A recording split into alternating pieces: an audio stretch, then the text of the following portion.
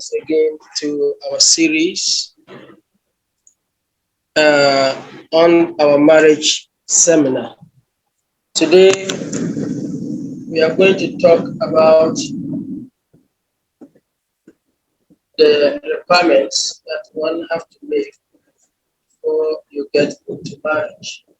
Or we are going to concentrate on some of the introductions.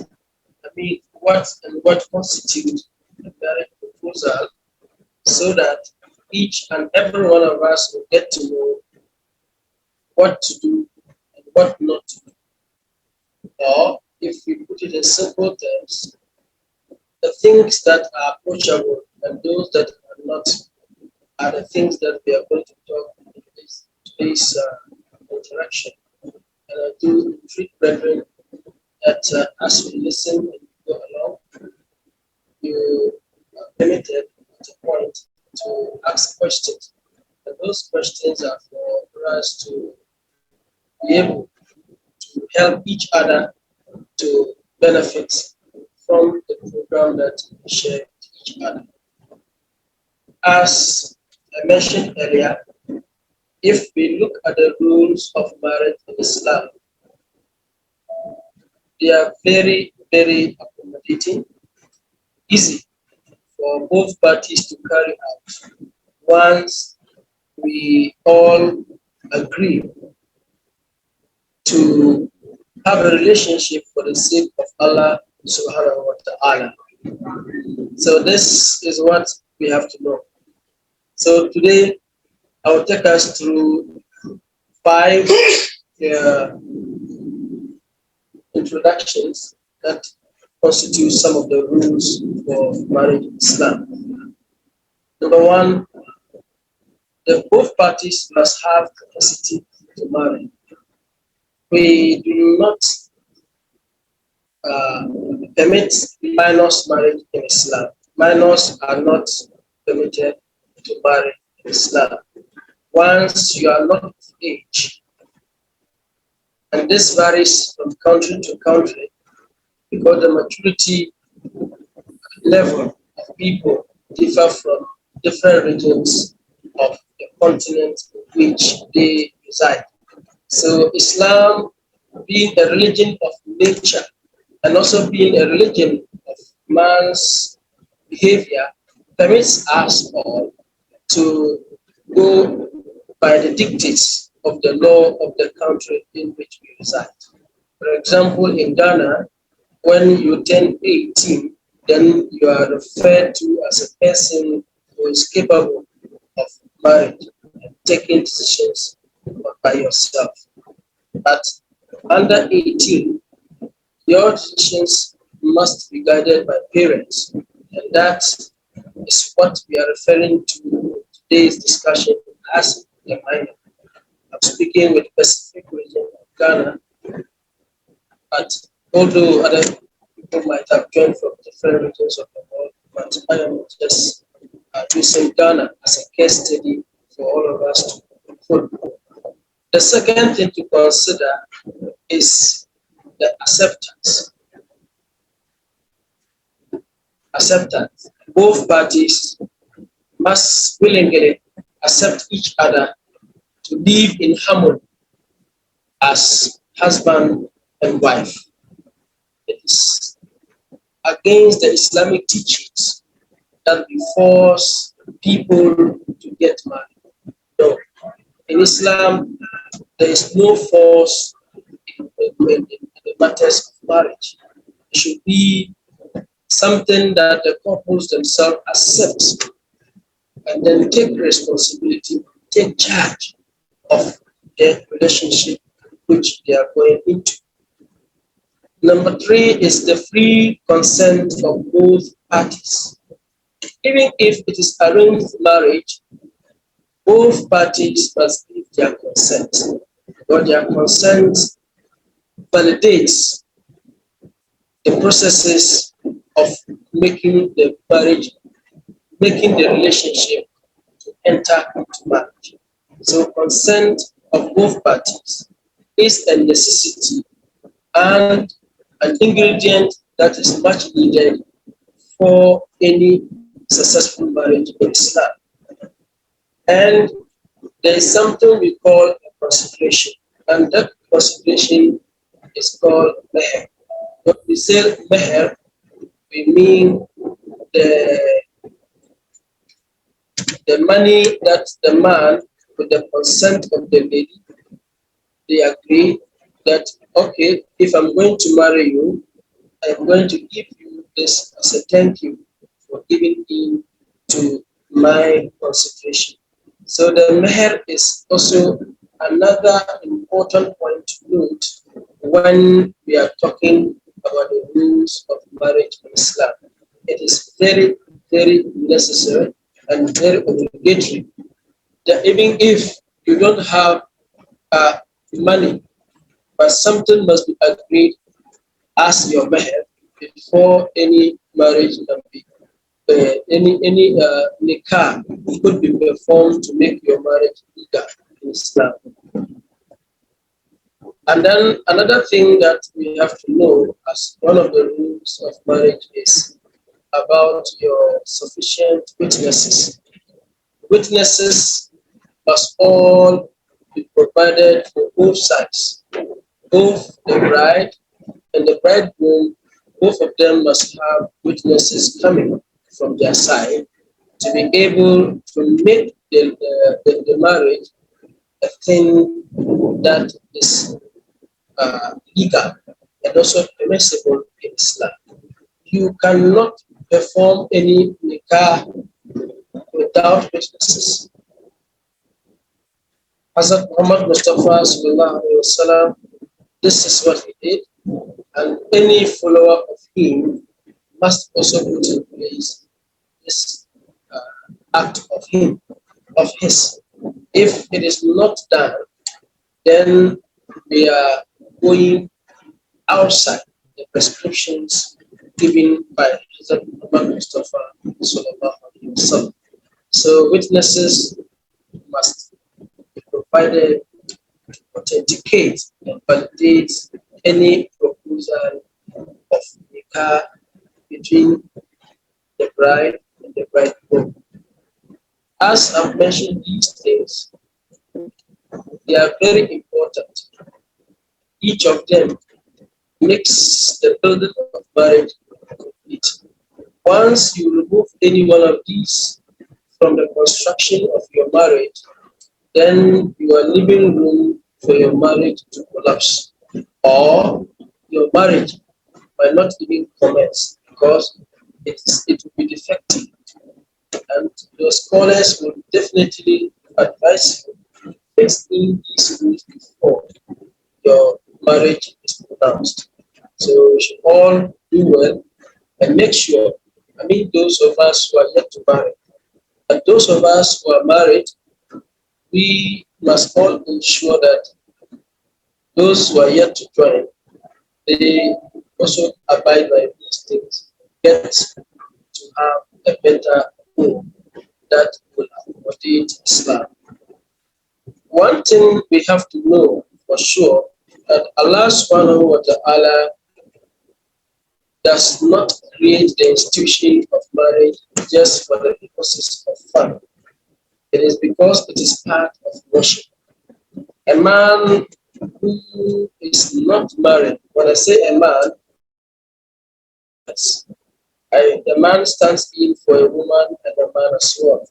So what it meant is that you need to complete yourself by getting into marriage. Marriage is the sunnah of Rasul Kareem sallallahu alaihi wasallam, and it does not permit celibacy in Islam. Celibacy is something which he, Hazrat Muhammad Mustafa sallallahu alaihi wasallam, stands tall against. So being a Muslim, we must all make efforts. We must all strive. It must be our great jihad for us to be able to enter into the institution of marriage. What we need to know is that nobody is promising anyone that marriage is a luxury. Marriage is one of the comfortable zones for mankind. No, if you stay with your siblings who are from the same mother, same father, your thoughts and your way of doing things are different. So if with your own four corners you have differences, then you will come to talk of someone who you just met fully grown and you have to spend the rest of your life with such a person, you know definitely there must be some sacrifices to make. And the sacrifices to make is to make sure that each of you is able to bend the fence for the other to jump over without being scratched the wall of your fence. Because each and every one of us, we have the timelines that we have drawn for ourselves. We have also even things we want, but if we want to build a better marriage, what we need to know is that there must be consideration in what decision that you take in the marriage. And when we were talking about acceptance, the consent of both parties, sometimes people think that it is only about saying yes to the relationship. No, it is not only about that. The consent even goes deep to the extent that the families should consider the compatibility of the two people who are proposing the marriage. Sometimes medically, you might have interest, you might have given your acceptance, but the consent with medicine, I mean, by your medical status, you are not compatible. You are not compatible in the sense that you might be giving birth to children who will have to hinder you from the worship of Allah. For example, if you are not compatible, and like for example, with sickle cell, if both of you are advised from the medical point of view not to get married because you will be giving birth sickle cell children, it is important you heed to it because such a children or child will be so much on your neck and will not be giving you time to have with your creator. But be as it may, your main purpose for which Allah subhanahu wa ta'ala created you and I is because He wants you to worship Him. So if we are not going to worship Him because of our children, which He also said in the Holy Quran that the world that He gives us and the children that He provides for us in our marriages, they are a source of trial. So once you know your trial already, don't increase the trials by not heeding to some of the signs Allah has given to you.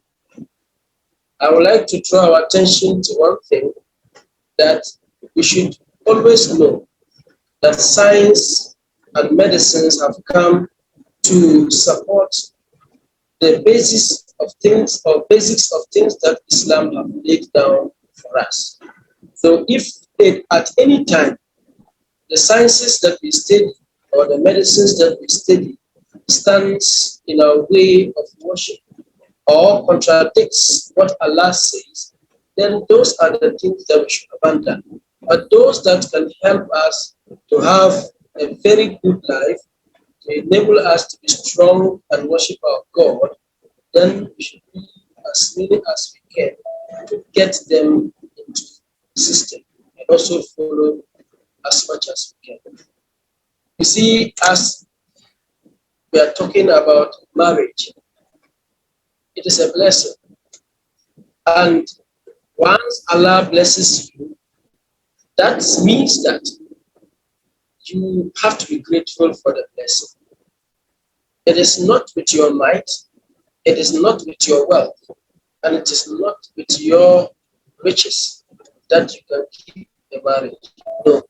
Marriage, it is a blessing and a grace from once you receive it with two hands, Allah subhanahu wa ta'ala send out tranquility and peace, and make sure that you enjoy what He has bestowed upon you. That is why we are being advised at all times that to enter into marriage, you must put it into prayer. It is not always about your pleasures, and it is not always about your passion. You should be very, very prayerful about your marriages. Once you are married, prayer is a thing that you must take with you.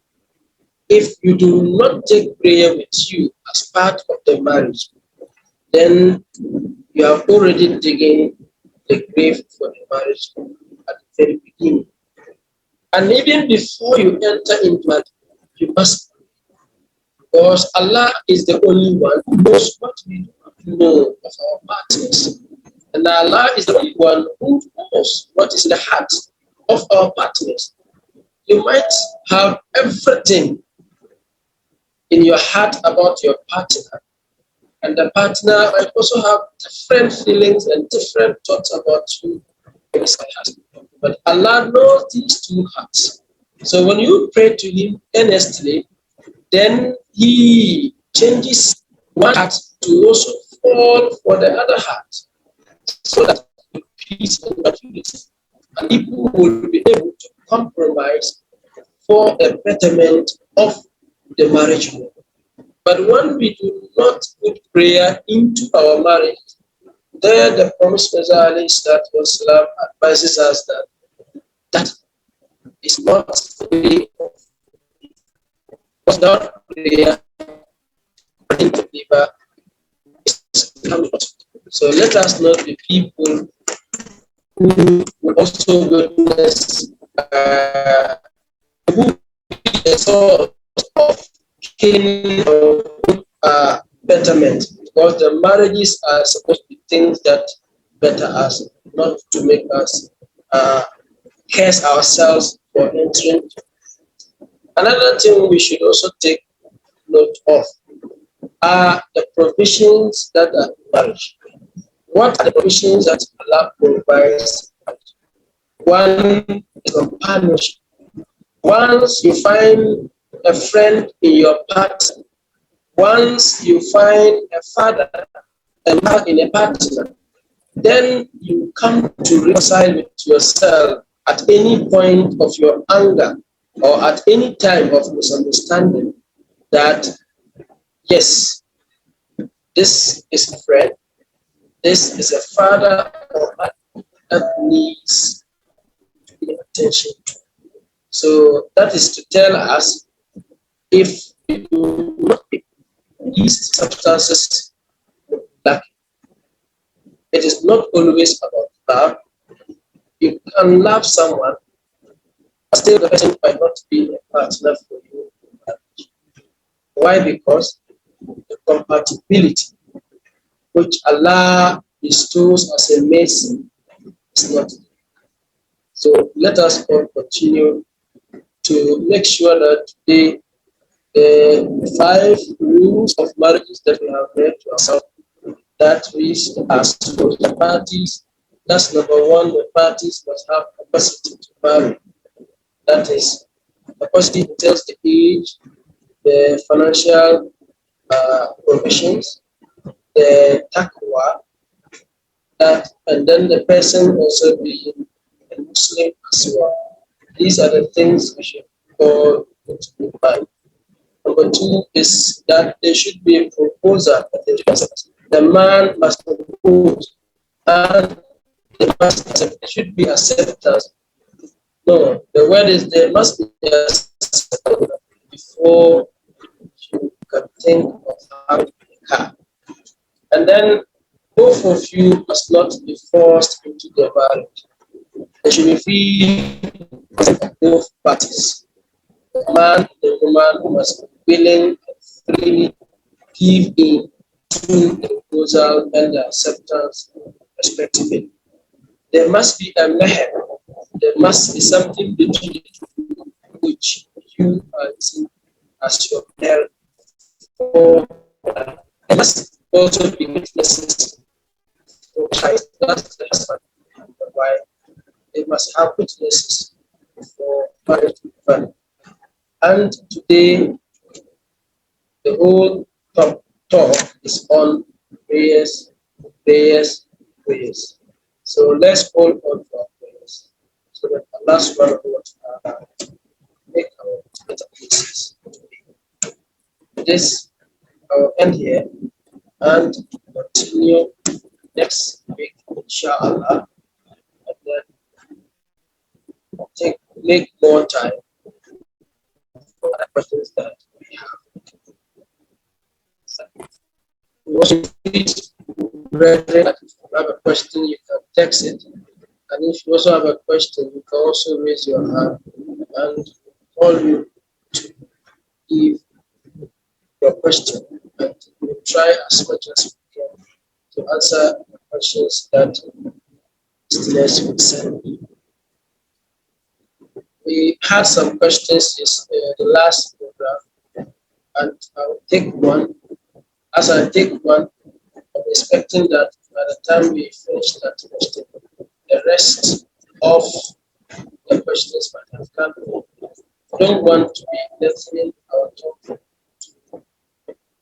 burden our people who are listening. No, we want everybody to feel free, feel at home when listening, and also contribute as much as they can.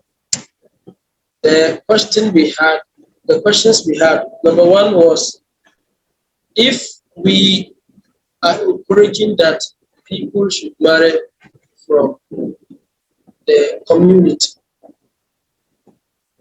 what if I convert someone and I want that person to be my husband or wife? Assalamu alaikum. What I was saying is that someone asked if we could, as we encourage people to marry within the Jamaat, if he or she converts someone, can he or she get married to them? Because converting someone to Islam is rewardable in the sight of Allah. Yes, we allow people to do conversion, but conversion for marriage, these are two separate institutions. One is tabligh and one is tarbiyat. You have to do your tabligh properly before you can talk of getting someone to sit down for you to do tarbiyat for the person. Once you have the notion and the foresight and the intention and direction that I'm converting somebody for the purposes of marriage, then it is not more a conversion in Islam, but it is a conversion in your favor. Because Islam wants you to win souls for Allah. Once you have won the soul for Allah, your reward is with Allah.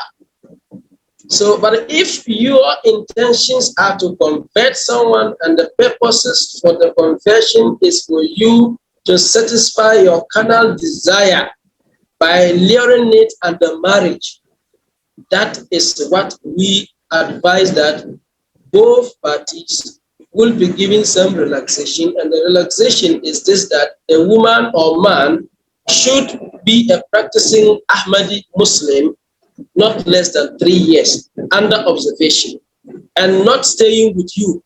Let me make it clear. Some of our Ahmadi young brothers, they commit this mistake, and some of our Ahmadi young ladies also commit this mistake by saying, I converted him, I converted her. So you see them moving as couples from day one of the conversion with the excuse that I am teaching him or her Islam Ahmadiyya. That is not your duty at that point. Once you have brought someone with the intentions of marriage, leave that person to the authorities. We have authorities that deal with conversion in every region, in every circuit, and in every Jamaat.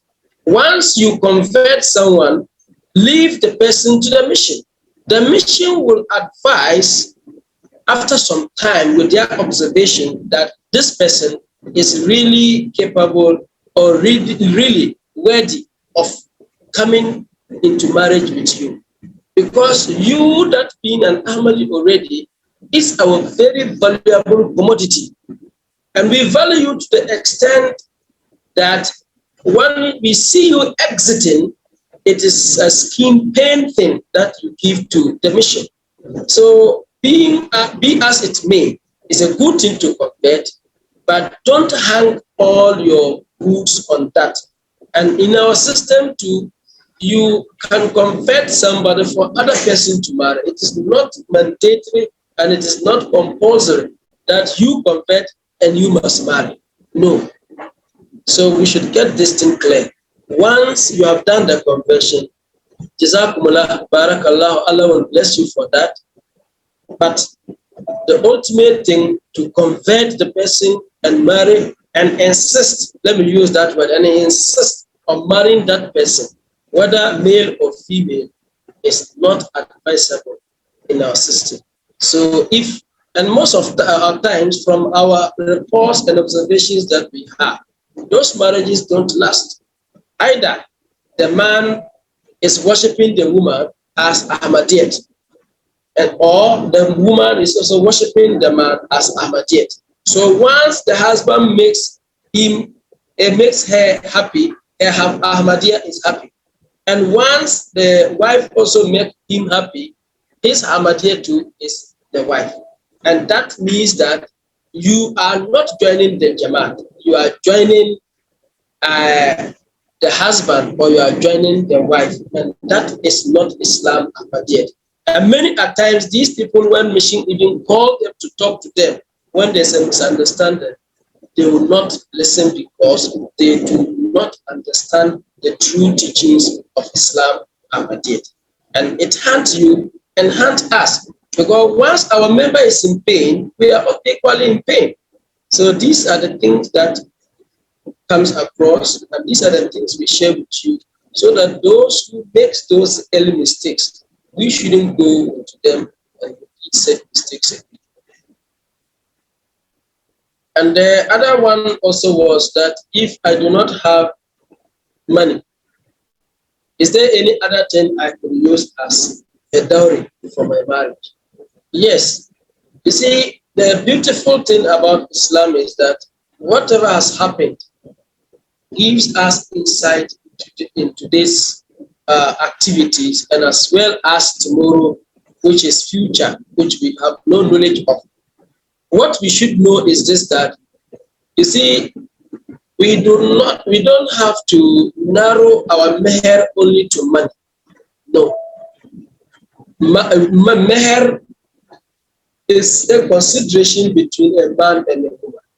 Your meher could be this, that a woman could agree with the husband that I do not know Holy Quran, and I want you to teach me the Holy Quran with all the meaning and with all the beautiful recitation of it.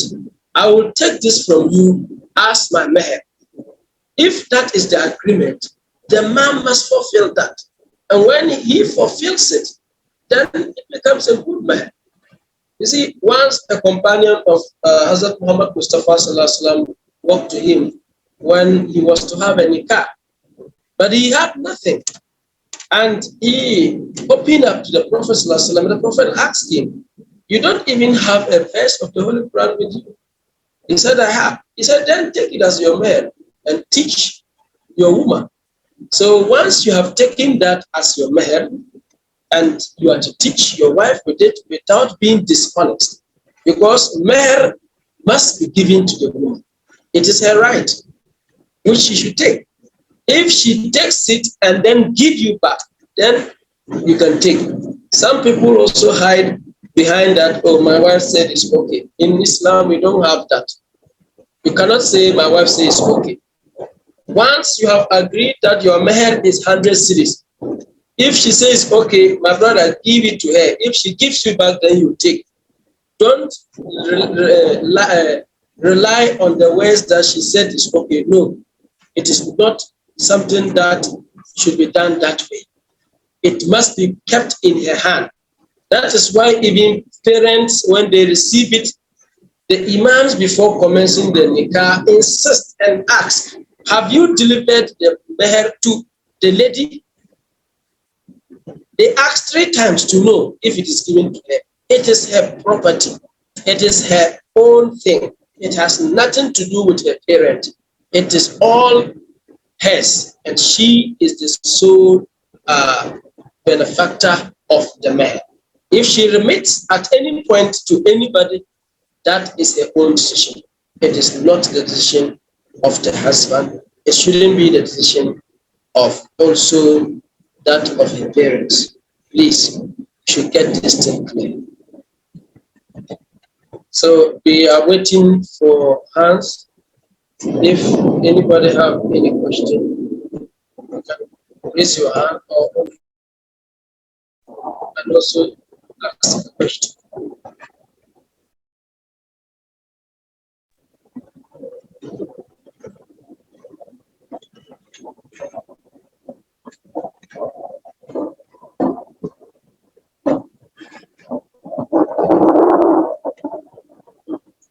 Yeah, Mr. Alexa, please go ahead. Unmute yourself and ask your question, please. Assalamu alaikum warahmatullahi wabarakatuh. My question is, in Islam, are women permitted to also propose to men? Jazakallah. Thank you very much. Yes, please. It is permitted. It is permissible. And you should understand these things from the history of Islam. When Hazrat Khadija, the first wife of Hazrat Muhammad Mustafa sallallahu alaihi wasallam, the founder of Islam, the prophet of the whole mankind, Hazrat Khadija was the first person to throw in the proposal through someone to Hazrat Muhammad Mustafa sallallahu alaihi wasallam. A Muslim lady can send in a proposal to a man. But what we should know is this, that proposals are sacred things.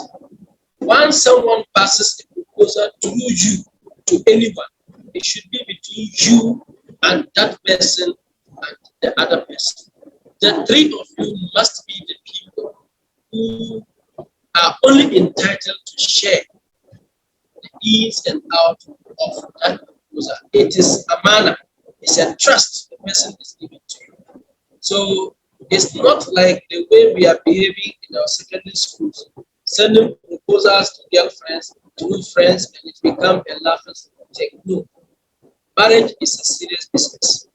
Once you have sent in a proposal through somebody to another, it is something sacred that must be kept between the 2 of you or the 3 of you. It should be well noted for this. It is not something we should make mockery of. Whether the proposal goes through or the proposal does not go through, it must be a thing that we should respect the opinion of those people who trust this thing with us. Men are allowed to send in proposals. Women are also allowed to send in proposals because each of them have desire and each of them have a match in mind. So we are allowed to do that. That is the main reason why Jamaat Ahmadiyya have provided the office of Rishta Nata, so the proposals can be sent in from different people, both male and female, and they will be given the opportunity to do much. Jazakumullah, Brother Alexa, for the question. Any other question, please? We have one question someone has sent on WhatsApp, and that is the subject of children and wives being enemies of husband. That can also be found in Surah Tagabun. That's verse 15 of that surah. It's very important that we all get to know. I was talking about the verse 15 of chapter 64 before your question came. So I will talk about the meher, and then I will call Molvi to explain that verse for us. Then after that, we may take one question and then call it a day. The meher, there is no fixed amount for meher. Meher is a consideration that should be done by the man and the woman, because these two people coming to have the rest of their lives together should make that decision by themselves. What we should know is this, that the man is not buying the lady, because no man can pay the price of another man. So what we should know is that in Islam, we call it a consideration. This consideration is to tell you that she is leaving her family to join your family. She is leaving her comfort zone to be with you. For that, you are showing appreciation for her accepting to adapt to be with you. This is the reason. Paying your meher, no matter the quantum of the money that you pay, does not validate that you have bought the lady. So that is why it varies from person to person, according to the strength of the couple who are coming to be in the marriage. That is the husband, the groom, and the bridegroom. So these things are not having a fixed amount or fixed things that are kept in for us to do. But you have to agree with the woman in person who is moving to join you. You have no any, let me say, any other thing to do but to take that thing directly from the woman to be able to give your meher in a handsome way. I hope we get that. So we'll call Molvis up to talk about the chapter 64, verse 15, of which Brother Abdulrazak asked, and then after we'll take another question, which is, I don't know if my question was answered on the ruling of children in divorce. I think we spoke about it last week, but we'll also touch on it again before we draw the curtains to today's program. Olusa, bismillah. Assalamu alaikum. Yes, the question was about a verse of the Holy Quran, Surah Al-At-Tagun, verse 15, which states, أعوذ بالله من الشيطان الرجيم بسم الله الرحمن الرحيم يا أيها الذين آمنوا إن من أزواجكم وأولادكم عدوا لكم فاحذروهم وإن تعفوا وتصفحوا وَتَكْفِرُوا فَإِنَّ اللَّهَ غَفُورٌ رَحِيمٌ, which simply means, O ye who believe, surely among your wives and your children are some that are really your enemies. So beware of them. And if you overlook and forgive and pardon them, surely mercy. And the questioner was much particular about the aspect where it says that وَأَوْلَادِكُمْ عَدُوًّا لَكُمْ, that your wives and children might be enemies to you. That why is it that can become enemies to us? To look at the verse before this verse says that وَعَلَى اللَّهِ فَلْيَلْمُؤْمِنُونَ, that the believers must always rely on Allah, which clearly shows that it points to the obedience of Allah, that once you call yourself a believer in Him, you must always obey parents or children stand against you in the way of Allah. Anywhere a command of Allah is being issued, you are being called upon to act upon a command of Allah, and it happens that you are your way in order to serve Allah, then these children becomes enemies in the sight of Allah. So the children themselves and you yourself are all creatures of Allah, and you must all worship Allah to the best of your capabilities. So if any inaction of your children or your wives or your family tend to pull you against Allah or protect you or prevents you from worshiping Allah or serving Allah in the best manner, then they are tending to become enemies of Allah or to you yourself.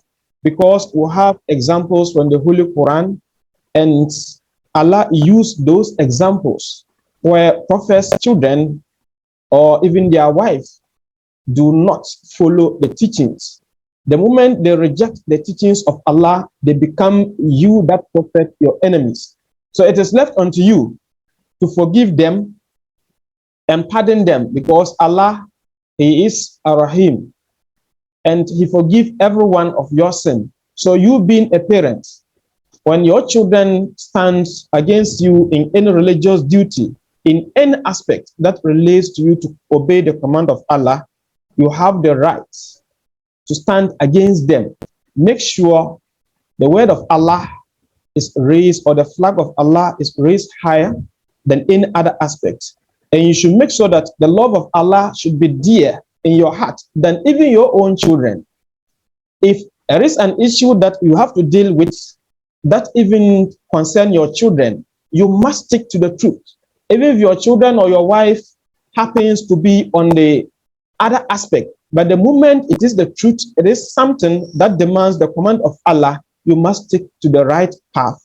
That was the way of all the prophets, and that is what Allah loves. And He wants us to be like that. So anyone, whether a near relative or far relative, happens to stand on the way of Allah against any command of Allah, he becomes your enemy. So our children, our wives can also become the enemies of Allah. The moment they stand against any command of Allah, they become our enemies. So we have to take note of that and try to admonish our families, our children, so that they shouldn't become enemies of Allah or even your enemies. We pray that may Allah help us to be able to protect ourselves, and that demands that we should pray for our families, pray for our children, so that none of them should become the enemy of Allah.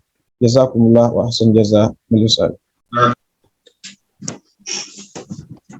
Jazakumullah, Maulvi Abu Zulhaq Sahib, Naib Sadr, Northern Sector. Thank you for the insight. I saw a hand before he drops it again. Wali Yabosa, bring your question. Then before we touch on the questioner who asked for the children in the ruling of children in a divorce home. Assalamu alaikum wa rahmatullahi ta'ala wa barakatuh. Wa alaikum salam wa rahmatullahi ta'ala wa barakatuh, brother. So this won't be a question, but it's a small admonishment, or let's say small advice.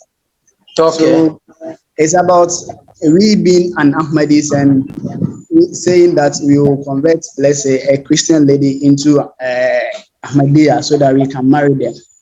Yes. I'm just sharing some small experience in my family, so my extended family. I have about 5 uncles who did the same thing, that they met these young ladies and they said they are Christians, and they said they would join them.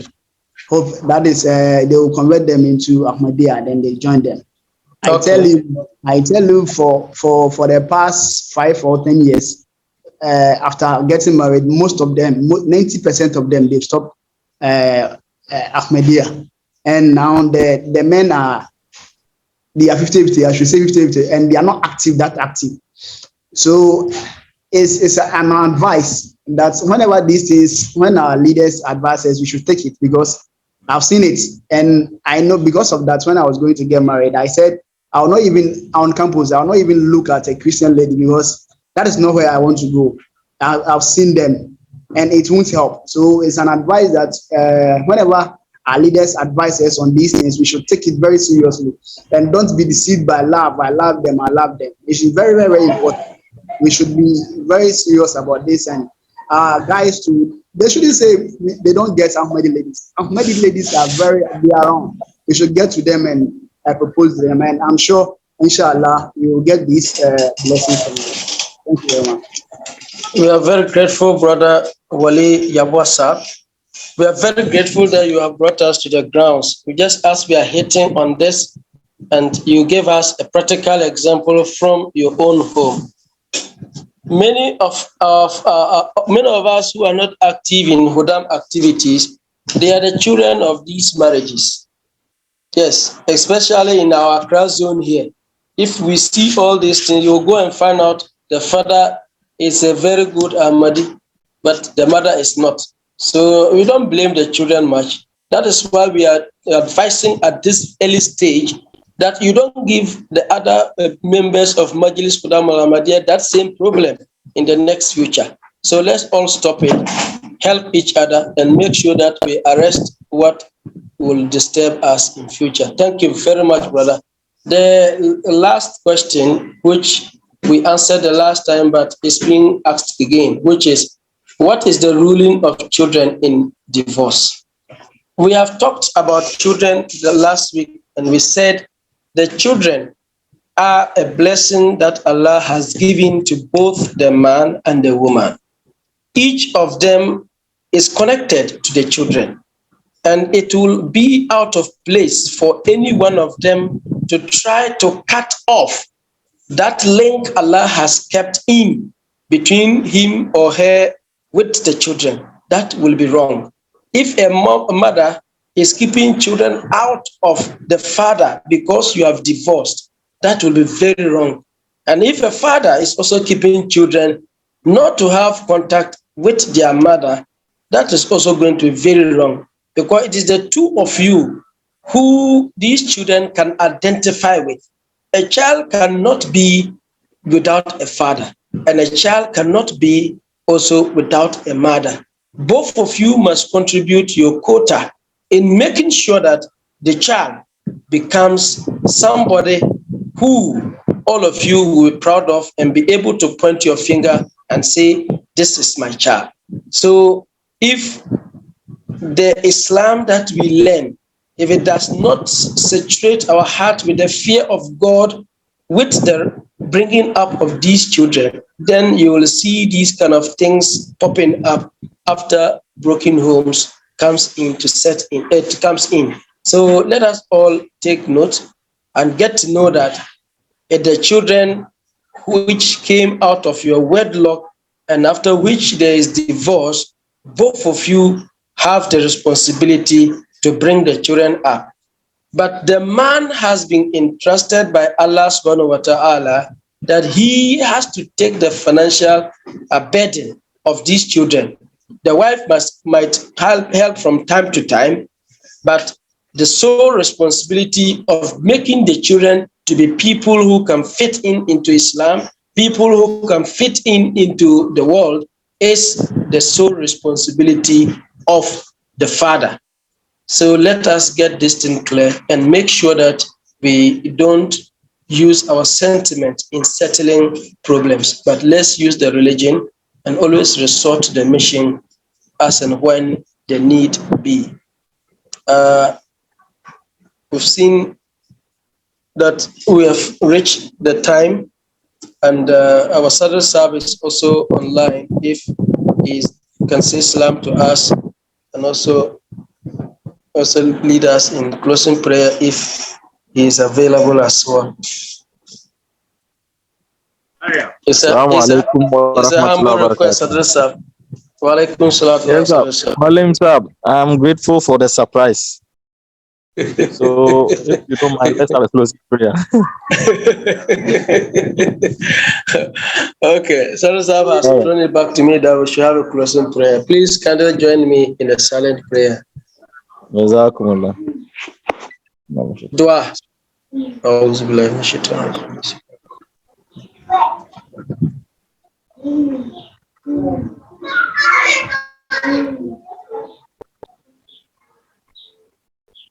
ربنا تقبل دعانا إنك أنت السميع الدعاء اللهم آمين. السلام عليكم ورحمة الله تعالى وبركاته. Alaikum salam wa rahmatullahi wa barakatuh.